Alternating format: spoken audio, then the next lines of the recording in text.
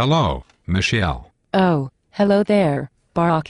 I was wondering if you could help me understand a concept from Mr. Snow's science class. I am kind of busy running the country, but okay, I have a few minutes. What is your problem? I need to be able to tell the difference between physical and chemical changes. It is important to understand the difference between chemical and physical changes. The two types are based on studying chemical reactions and states of matter. We admit that some changes are obvious, but there are some basic ideas you can use. Physical changes are about energy and states of matter. Chemical changes happen on a molecular level. Oh, I see. Can you please give me some examples of physical changes of matter? Sure, when you step on a can and crush it, you have forced a physical change. The shape of the object has changed. It wasn't a change in the state of matter, but something changed. When you melt an ice cube, you have also forced a physical change, adding energy. That example caused a change in the state of matter. You can cause physical changes with forces like motion, temperature, and pressure. Oh, I get it. When I am in a car crash and my head falls off, that is a physical change. Am I right? Why, yes, you are correct. After it falls off, you are just a little shorter and better looking. I am proud of you, Barack. You did not even have to read it off a teleprompter to figure this one out. Okay, so how is chemical change different from physical change? Well, chemical changes happen on a much smaller scale. While some experiments show obvious chemical changes such as a color change, most chemical changes happen between molecules and are unseen. When iron rusts, you can see it happen over a long period of time. The actual molecules have changed their structure. The iron oxidized.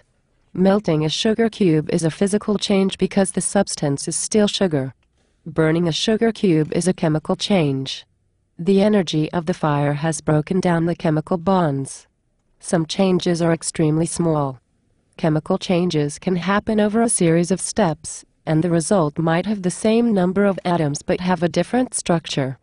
The sugars glucose, galactose, and fructose all have 6 carbon atoms, 12 hydrogen atoms, and 6 oxygen atoms. Even though they are made of the same atoms, they have very different shapes and are called structural isomers. They each have different chemical reactions because of their molecular structure. Whoa, that was a lot of information to take in. Sounds too complicated for me to understand. Well, if you observe a change very carefully, it is actually easy. Even a dummy like yourself could figure it out. Okay, so how about I give you some examples of changes, and you tell me if they are chemical or physical? I guess I can try. Make them easy for me. I do not want people to realize how little I know about stuff. Sure thing. I do not want to point out the obvious.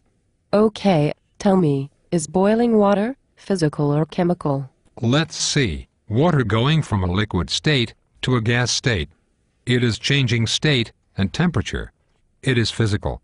Am I right, Michelle? Very good. You get a happy face sticker for your forehead. Okay, next example. A plant in my garden grows from a seed to a tomato plant.